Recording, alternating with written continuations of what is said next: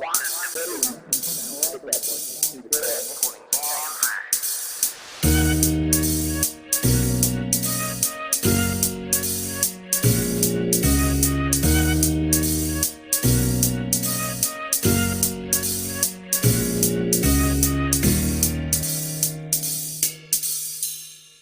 and welcome to Political Geekery, a podcast about science, politics and the intersection of the two. I'm Sean. And I'm Mark. I wanted to bring up a trade union bill that's already been passed in the House of Commons.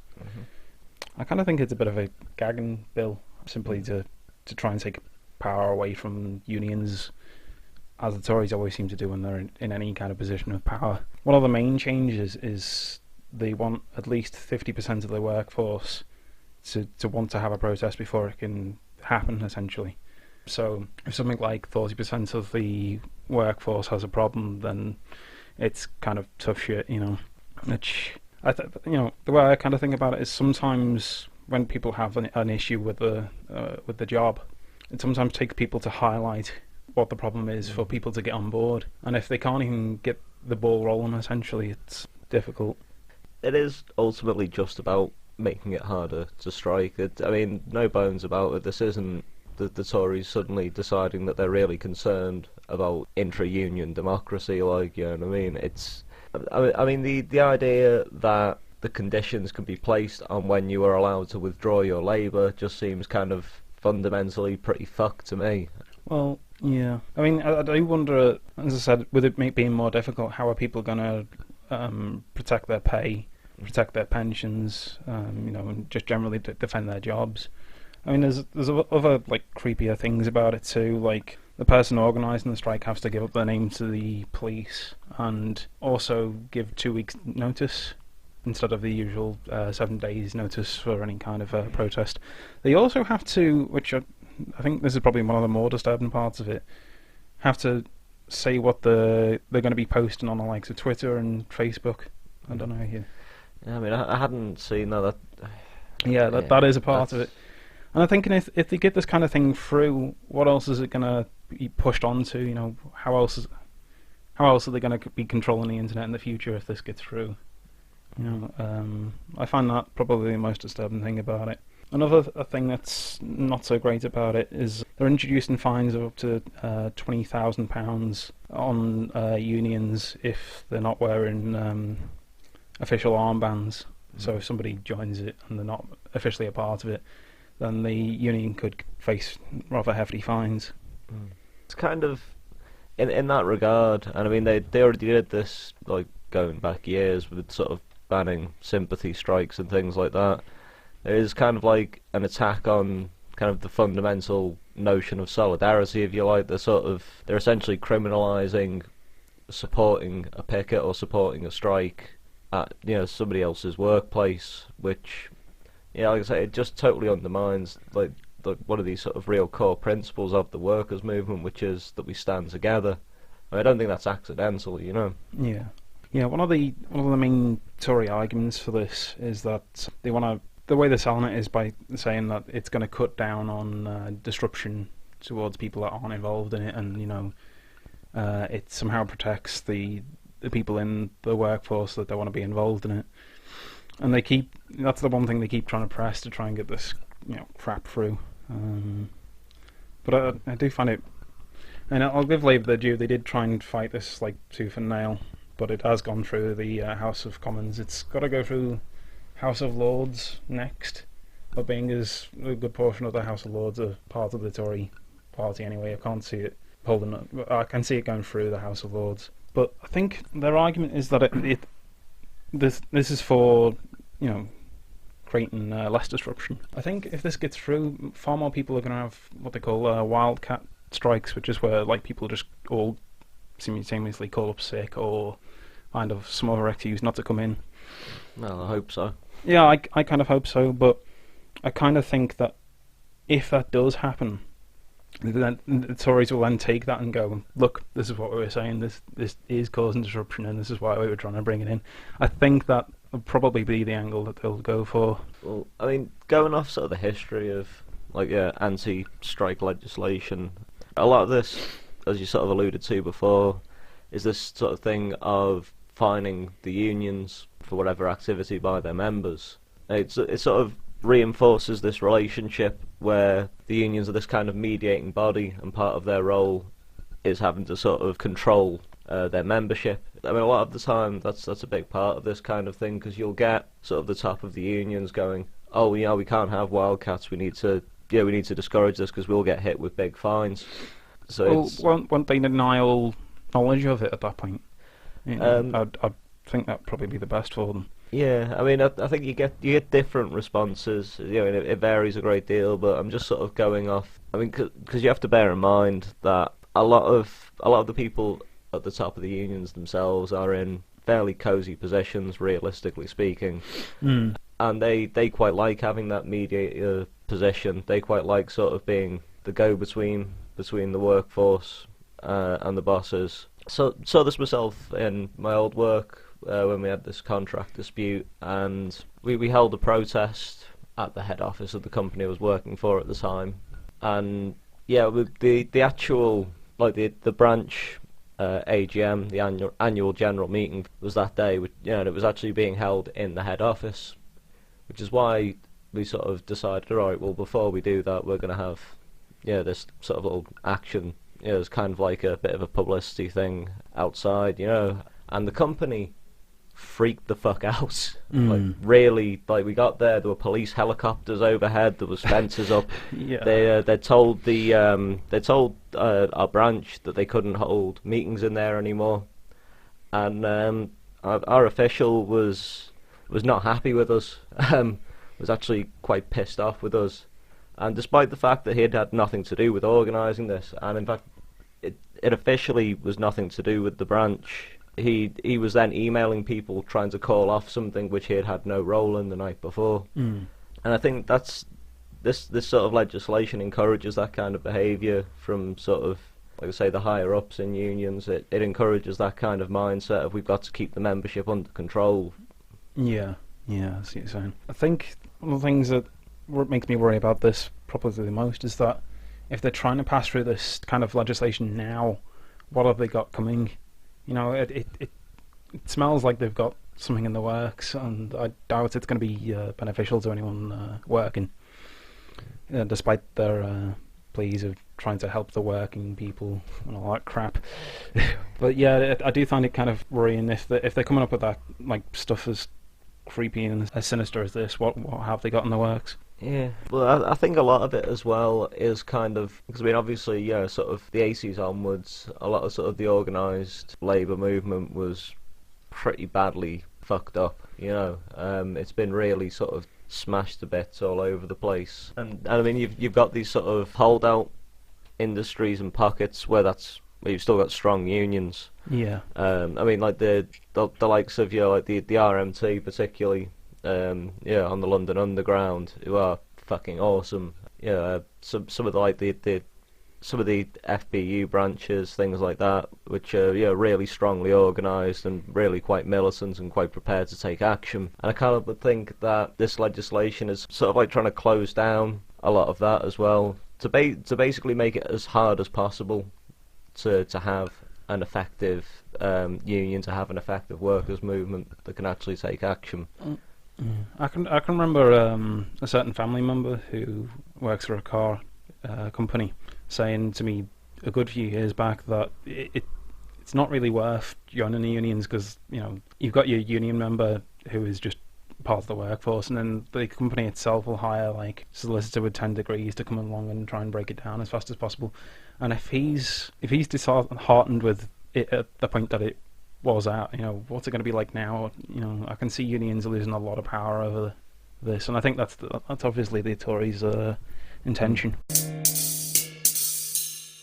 So, a lot of listeners will probably have seen this story about Volkswagen cheating emissions tests recently. I don't know if you've seen it. Yeah. Hard to miss. Yeah, it's been everywhere. Yeah. I mean, basically what's going on is that, amongst other things, diesel engines put out particularly high levels of mononitrogen oxides. There's nitric oxide, NO, and nitrogen dioxide, NO2. And those are collectively known as NOx, which is what we'll be using throughout this. So environmental regulations exist in Europe and the US and in other places as well, but you're restricting how much of these oxides of nitrogen a car can put out while running. And in order to meet these regulations, diesel car manufacturers fit cars with devices to limit the NOx emissions of their cars. Unfortunately, this does come with some drawbacks. There is a trade-off in diesel cars between the cleanliness of the emissions and fuel efficiency and the power of the engine. So the US Environmental Protection Agency, the EPA, recently discovered that 482,000 VW cars operating on the road were actually putting out up to 40 times the permissible level of NOx. So, and the way that this happens, when the EPA does its emissions tests, it uses certain conditions. So, in particular, it puts the cars on a rolling road, so they're just sort of driving in place, and they're measuring the emissions coming out of the exhaust. Yeah, I've been told that the reason why they know the car itself knows it's being tested simply because it knows the gears aren't being changed and the steering wheel isn't moving anywhere. So yeah, I think that's that the collision detection is usually turned off as well. Yeah, yeah. So essentially, the car has software which picks up when it's being tested under these conditions, and this is what's been called the defeat device. It essentially alters the running of the engines. So it's essentially sort of kicking up these filtration systems and these cleaning systems, which reduce the amount of NOx. So it is emissions. actually lower in the test. It's not just a case of showing up a different number than it's supposed to. Yeah, it is actually lowering the emissions. Oh, I didn't know that. But as I say, this comes at the expense of fuel efficiency.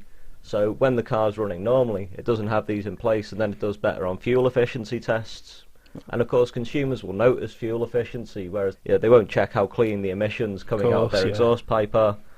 So, what you've then got is cars running on the road, which are putting out far more NOx emissions than they should be. So, since that was picked up on by the EPA, the scandal's sort of blown up.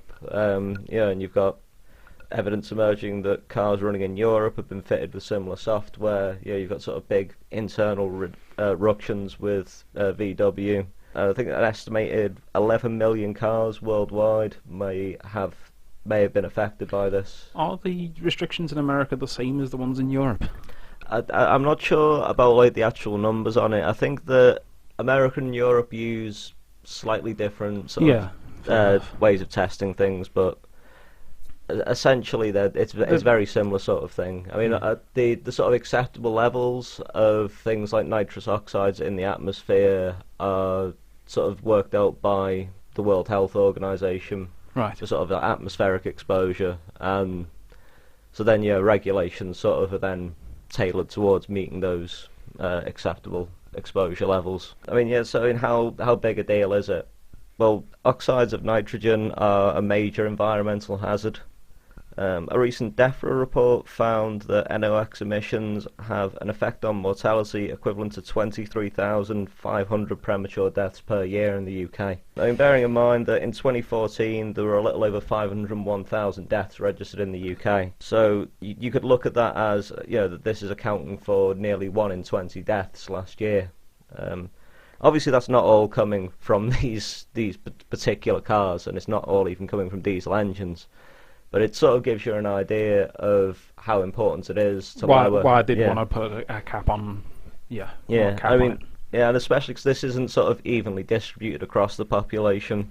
Your major urban centres have more traffic in close proximity to where people live, so then you get more exposure to engine emissions. Obviously, you have some evidence out there that obviously people living in poorer areas and black communities and Asian communities, particularly in America, are more likely to live in the poorest areas, which are close to main roads and things like that. Mm-hmm. So it becomes kind of a class and a race issue as well at the same time, these kind of exposures, because if you're wealthy, you can afford to live away from a main road, you can afford to live in a nice rural area way away from everything. Yeah, away from the everyday noises and whatever.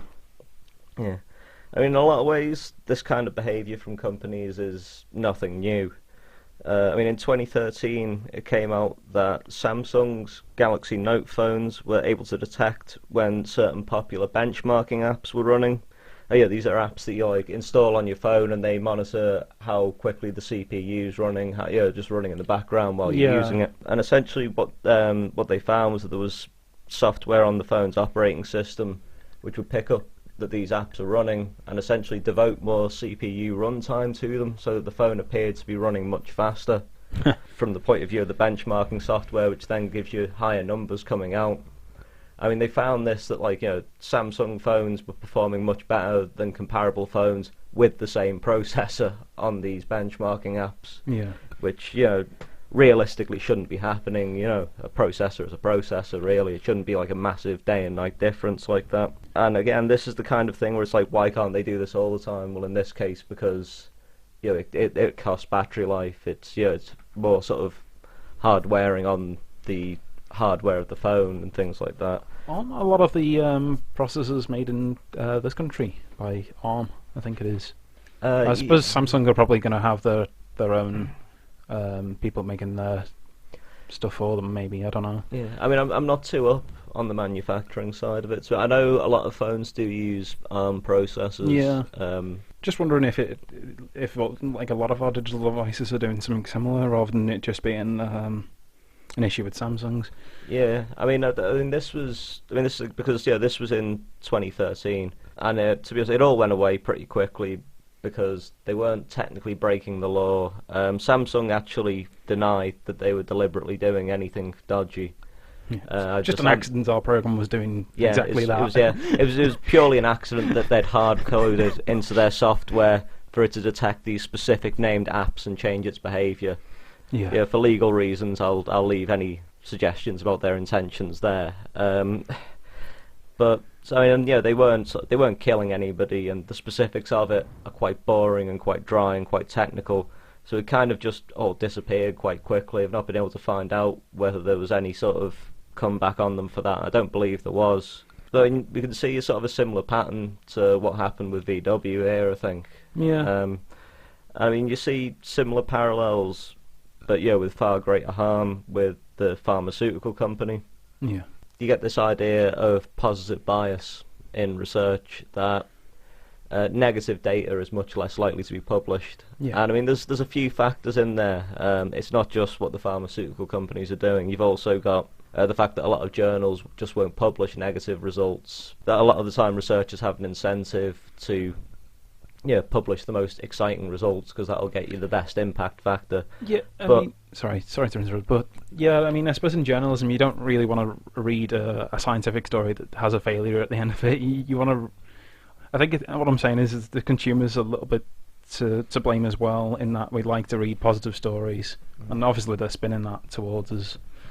I mean, it's not even just the journalism angle to an extent, because what you have to bear in mind is that a lot of the time when academics are being assessed, they're being assessed on the impact factor of their work, so how much it's being cited by other academics, and things like that. And academics are human, and if something's interesting and exciting, they're more likely to pay attention to it. But I mean, besides all that stuff, you do have, like, as a big factor, you have sort of the effect of the industry itself, the pharmaceutical industry. There was a 2010 study by F.T. Bourgeois, S. Murthy, and K.D. Mandel called Outcome Reporting Among Drug Trials Registered in clinicaltrials.gov.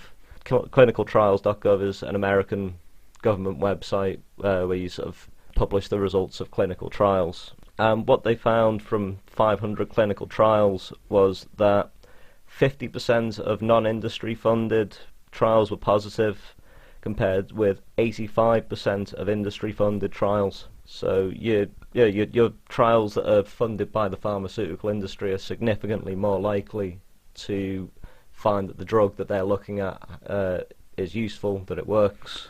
I'm just wondering about peer reviews, because would the peer reviews be done within that company then, or is it external? Just out of curiosity. Peer review would be external to the company. Right. The way that it would work is that, I mean, because when you send something to a journal, that's your peer review part. That will be people working for the journal. who will be doing the reviewing. It's not like internal to the pharmaceutical companies or anything. But I mean, 'cause this is the thing, it's not a case of these companies, or the researchers doing this stuff kind of being like, really sort of up to the, like, dodgy things where they're fiddling the numbers or they're making up their results. I mean, what you've more got is just that, what's called the file drawer effect. It's sort of like, oh, we've done this trial for our new wonder drug, and it doesn't actually perform better than the currently used drug for this condition, or it has these nasty side effects which don't look great. We'll just leave that to one side. And then sometimes as well on top of that, oh, let's just see how it does against a placebo. And if your drug does anything at all, it's always going to come out as performing better than placebo. So it's much more subtle than any kind of deliberate fraud, if you like. It's more sort of the way that incentives work in these things. Because this effect sort of disappears when you have studies looking at trials that have been pre-registered. So if you have to register your clinical trial ahead of time and tell people that you're doing it, that positive bias is massively reduced, because it's much harder then to sort of make the trial disappear, because people are expecting to get the results. They're waiting on it. Yeah. So I mean, there's a lot going on in that, but I mean, again, as you can sort of see, you've got this kind of thing of companies having an incentive to kind of to some extent deceive people, or to sort of conceal things that don't look great. And anyone who wants to read up more on that particular area, I'd really recommend Bad Pharma by Ben Goldacre. I'm sort of inching my way through it at the moment. It's quite a dense book. But yeah, I mean, I think, as I say, I think these kind of things, they're not isolated incidents. And I think the culprit here is the profit motive. And companies, they want to pass environmental regulations, they want to perform well on benchmarking tests, they want to have nice looking data about their drug in the literature, because that's good for business, rather than because they want to protect the environment or give you a good phone or improve people's health. It's the shareholders as well. That the idea of making more profit on each year, I don't think helps in the slightest. Yeah, well, that's the thing. 'Cause, I mean, these companies effectively exist to generate profit. That's their. Anything else they do is kind of a byproduct of that. It's not just a steady line profit though, where you pay everyone. They were always trying to inch upwards, which I think is a huge problem in all businesses at the minute. There's the concept of just making a steady amount of money is long gone, I think. Yeah, I mean, I'm not sure how the economics of this stuff works. So, when it comes to sort of publicly traded companies, I mean that stuff all gets a bit bizarre, to be honest. A lot of it's right over my head. Same.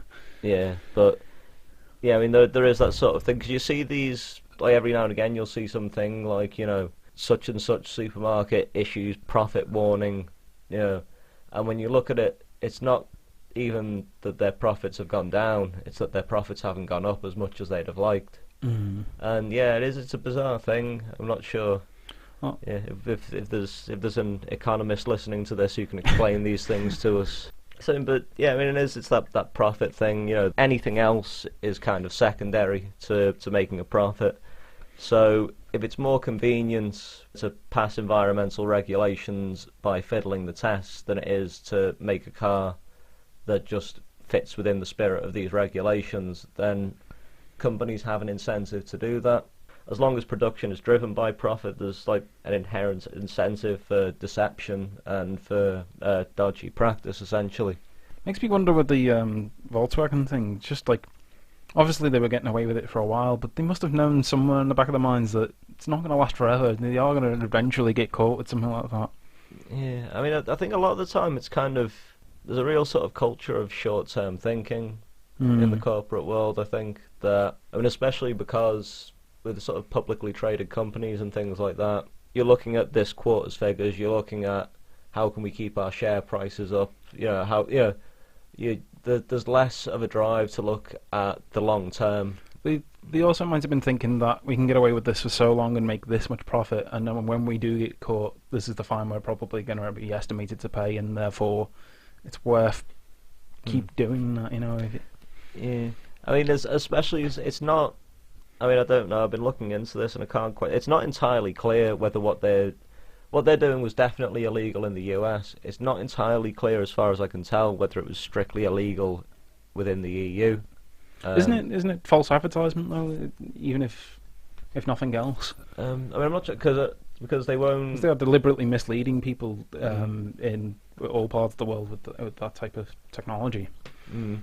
I mean, because it would depend on the claim that they were making in any advertising. Because if they say we're making a specific claim, like, you know, oh, EPA tests showed that our emissions are this number, then they could probably, that would be the kind of thing that would be under the purview of the ASA. I've seen an advert only tonight, an American advert for VW, and they do press the whole our diesel engines are a lot greener and whatever. So they are deliberately trying to sell. Yeah, they've not had a chance to pull those adverts yet. Then. Well, this was just on the local news tonight, or whatever it may be. Oh, I see. So. Yeah, I mean, I know there was a case going back a few years now, where a particular petrol company, I won't name one because I can't remember which one it is, but basically was making claims about the efficiency of their fuel, and they got hammered by the ASA. It wasn't even because their claims were false, but because they'd only tested them with a certain range of cars, and they were making this sort of general claim that, you know, this will be great for all cars, when they'd only actually tested it with certain engines. So they were probably picking the most efficient. Most likely, yeah. I mean, like I said, it's that thing of, you know, if you get to design your trial protocol, then you're going to compare, you know, your new drug against placebo. You're going to test your new Wonder petrol in the most efficient lightweight car out there, because that's going to get you the best looking numbers.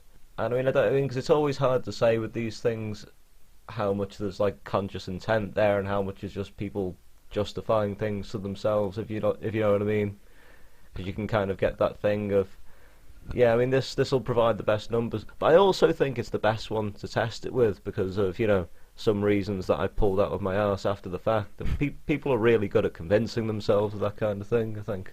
True. Okay, so I quite often talk about climate change and how not to eat this or to use less of that or whatever. So this time I wanted to talk about nuclear fusion and the role it may have in reducing CO2. One of the more interesting things being developed are fusion power plants around the world. There's a few going on, but there's a pretty big one being built in France called ITER. ITER is a tokamak design fusion power plant. Basically looks like a giant donut. It has ionized plasma going around it. This is an incredibly hot machine when it's running. In fact, it's about 10 times hotter than the core of the sun. And part of the reason why it needs to be that hot is because there's obviously nowhere near the amount of gravity in order to get things to fuse. One of the things I like about it is that it's not using any sort of scarier nuclear fuels.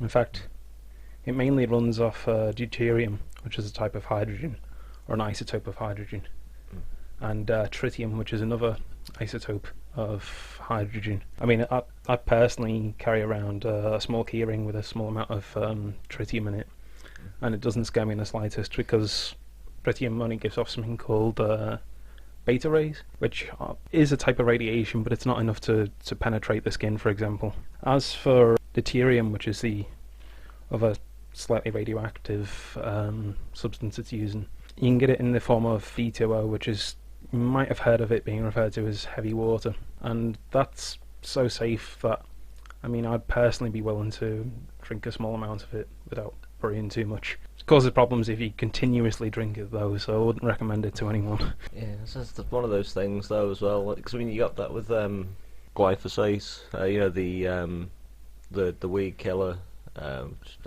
Roundup is sort of like the brand name for it. Like they had, you know, some interview and you had the guy from Monsanto who said, no, it's perfectly, yeah, it's perfectly safe, and it is actually relatively safe as far as weed killers go. And yeah, and you got this guy going, oh yeah, if it's so safe, why don't you drink some? Like waving a glass. It's like, well, you know, vinegar's safe. Yeah. Piss probably wouldn't kill me if I drank it, but wouldn't recommend it. Yeah. Yeah.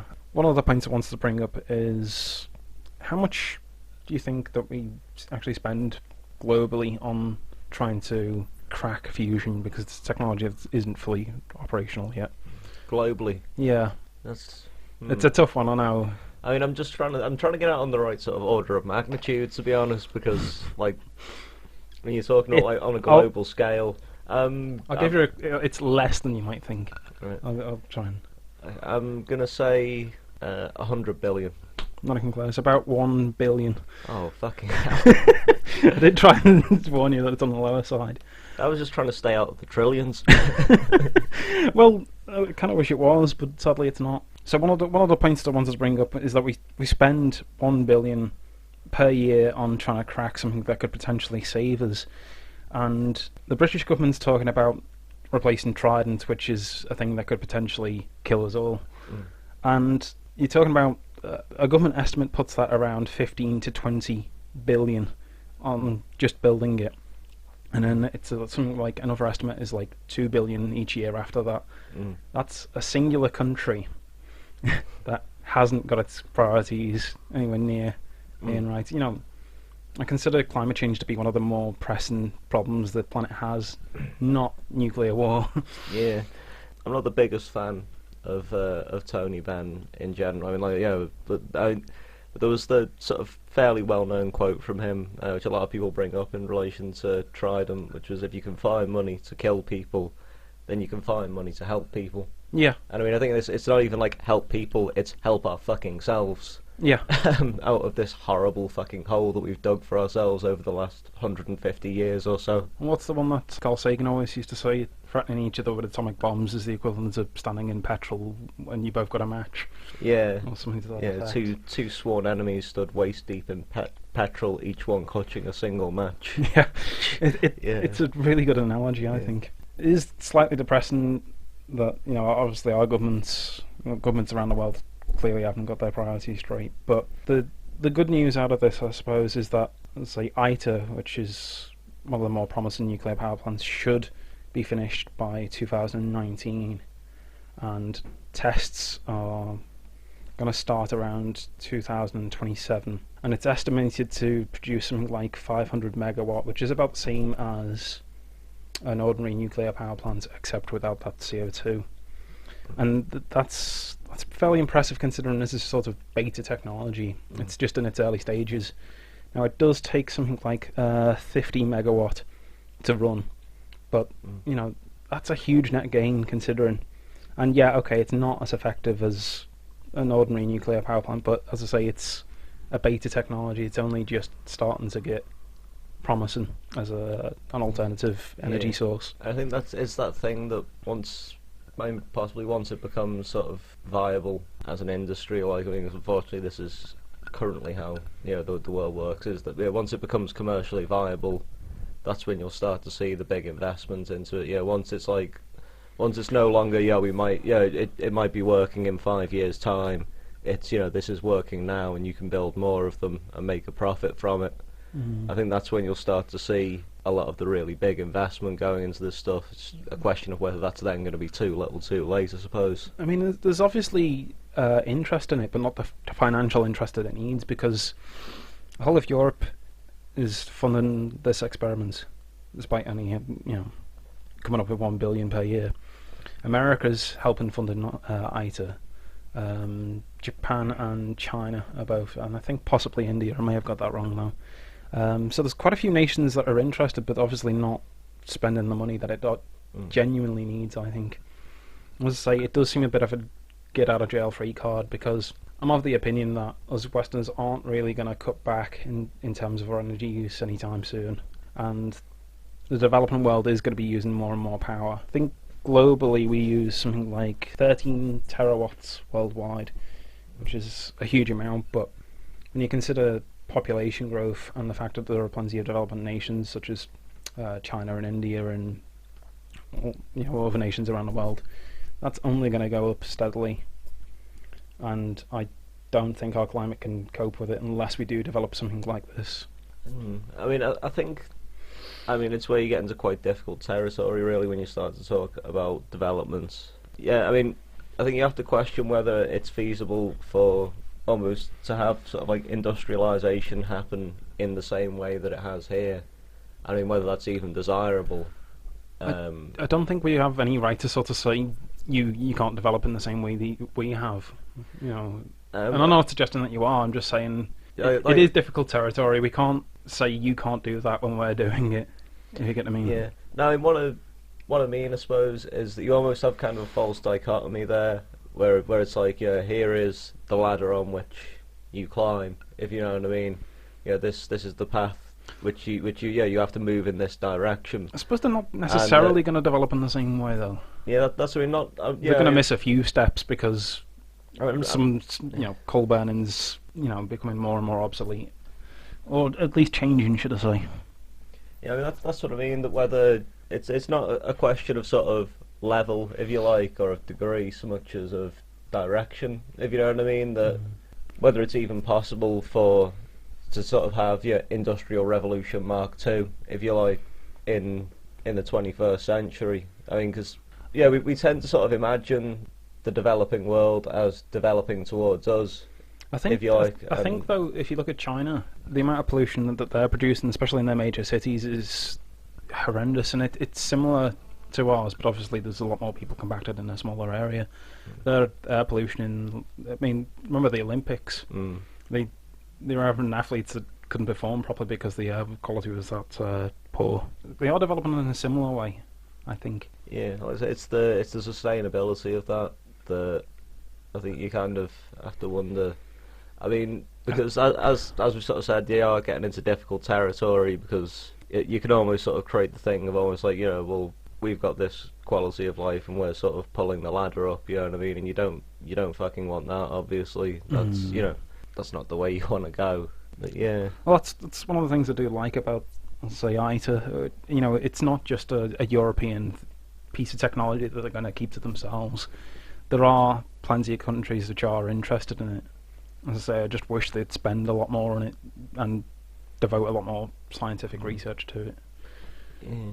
And I suppose the only difficulty as well, though, is because it's not just about electricity, I suppose. I mean, obviously that's a big part of it, and it's probably. I mean, I'm not sure of the numbers on this off the top of my head. I should imagine it's a fairly significant chunk of like carbon emissions is in generating electricity, but it's then like there's all other kinds of infrastructure stuff. Well, as I've mentioned before, it's change, isn't there? As I mentioned before, it's also like stuff like food, how we eat. Cars obviously aren't. I mean, I reckon hybrids are pretty much going to be taken over soon enough, but they're still producing a lot of CO2. And developing countries like China and India, there's a huge population there. So yeah. It's kind of, and it's things like as well the fact that like a lot of your artificial fertilizers are petrochemicals. We are almost literally eating fucking oil. Which is when you've got something that's in such limited supply, and we're borderline sprinkling the stuff on our chips. It just seems. And you only have to look about to see how many things are made out of plastic. It covers the planet now, I think. Yeah, looking around this room, quite a lot of stuff. Fairly essential thing, and it's running out. Yeah, I mean, that's a thing that kind of interests me in a way, is that even if we're able to get past the fossil fuels thing somehow, we still depend on oil for so much shit that's like not actually energy generation. There is things like making plastics and various sort of chemicals that we use in all different processes. So it's kind of like that. Obviously that's kind of the biggie, because climate change is a major threat. But I do wonder, like, a lot of other things are probably going to have to change if we're going to sort of not use all the oil up and then be sat there going, well, what the fuck are we going to make things out of now? It's an interesting time that we live in. I think almost everything about the way we live needs to change somehow. But as I was saying earlier, we're not willing to change too much in terms of how we live.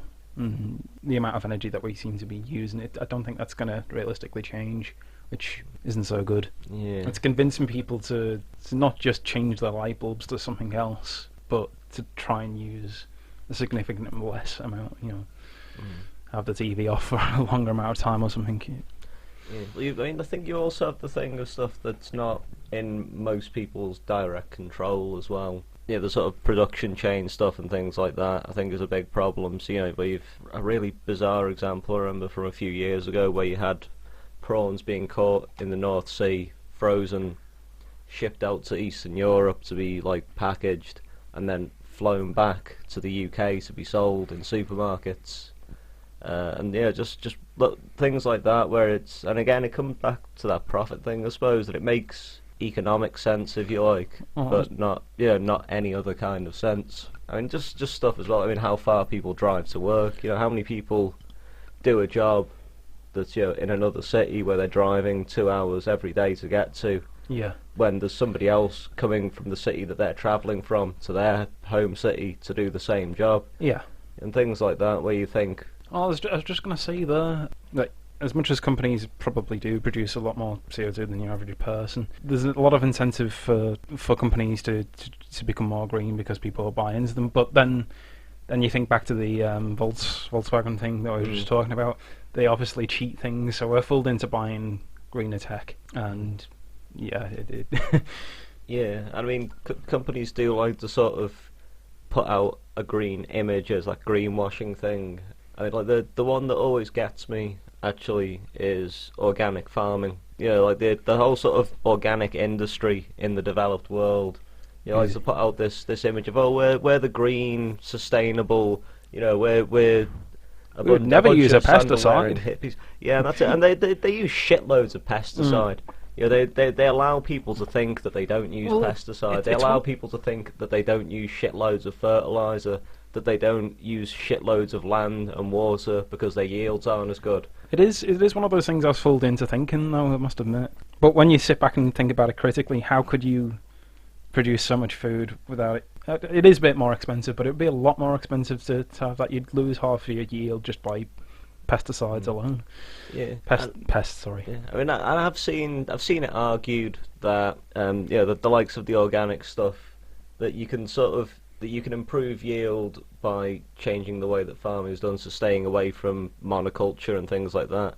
It's like, all of that's great, but you don't have to go organic to do that. You could do that and use the best sort of farming techniques we have available and get the benefit of both of those things. It's I mean, and a lot of the time these organic farmers are just doing big monocultures in the first place anyway, so it's kind of, perhaps it just needs a different name and marketing group behind it or something. Yeah, I mean, the name organic fucks me off something awful, because it's it's organic. Do you know what else is organic? Everything with fucking carbon in it. I was just thinking that. It's just that normal food isn't organic. Yeah. It's just like, of course it is.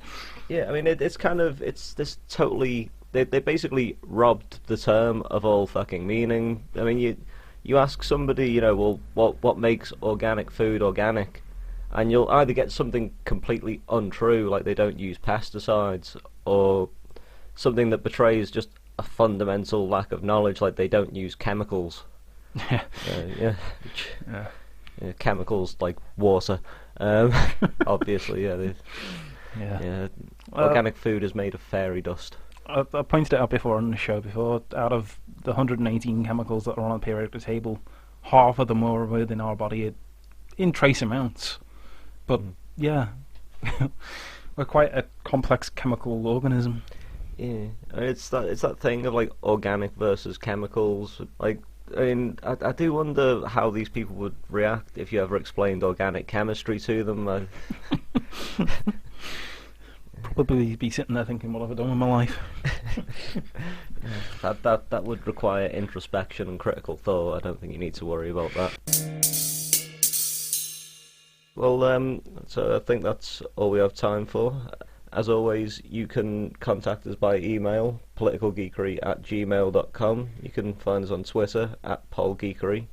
Our website is politicalgeekery.wordpress.com. You can also find us on Facebook. Our page is called Political Geekery. So, thanks for listening. I've been Sean. I'm Mark. Ta-ra. Bye for now.